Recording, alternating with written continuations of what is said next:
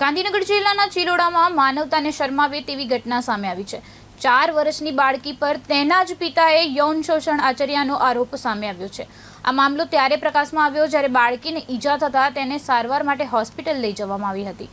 Gandhinagar civil hospital દ્વારા ચિલોડા પોલીસને જાણ કરવામાં આવતા તપાસ શરૂ કરવામાં આવી હતી।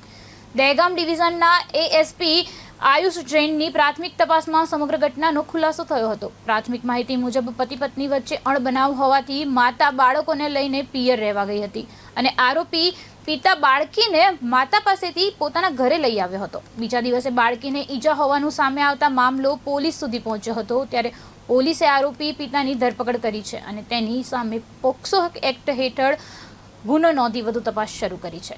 હાલ બાળકીની તબિયત સ્થિર હોવાનું જાણવા મળી રહ્યું છે।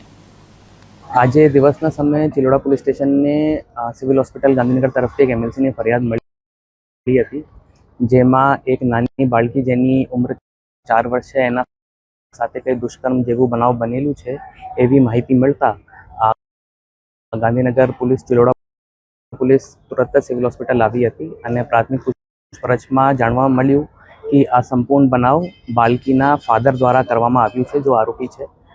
આ કેસમાં વિગત એવી છે કે આરોપીની મધર અને નાની બાળકીની મધર અને ફાધર વચ્ચે કોઈ મનમુટાવ ચાલતું હતું અને કાલે રાત્રિના સમયે આ ફાધર પોતાની બાળકીને એના નનિહાલ જ્યાં એની વાઈફ હતી ત્યાંથી પોતાના ઘર લઈને આવ્યું હતું અને રાતમાં એવું બનાવ બનેલ હતું।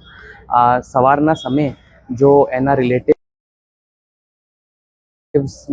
નાની બાળકીને જોયા તો એને જોવામાં મળ્યું કે એના પ્રાઇવેટ પાર્ટ્સમાંથી કંઈ લોહી જેવું આવે છે। આ પ્રાથમિક દ્રષ્ટિએ જોતા એને તુરંત જ સિવિલ હોસ્પિટલમાં દાખલ કરેલ હતું અને એમએલસી ફરિયાદ પોલીસ